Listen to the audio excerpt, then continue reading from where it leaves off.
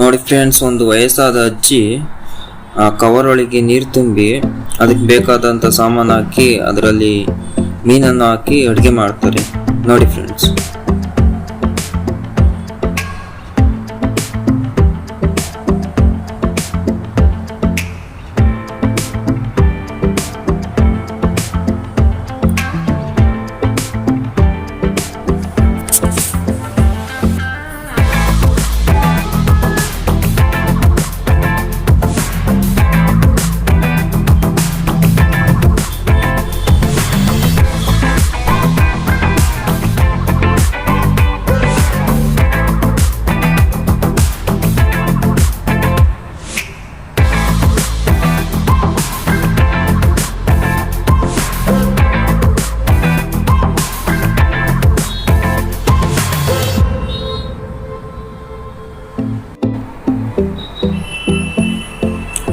ನೋಡಿದ್ರಲ್ಲ ಫ್ರೆಂಡ್ಸ್, ಈ ವಯಸ್ಸಾದ ಅಜ್ಜಿ ಹೇಗೆ ಅಡುಗೆ ಮಾಡಿದ್ರು ಅಂತ.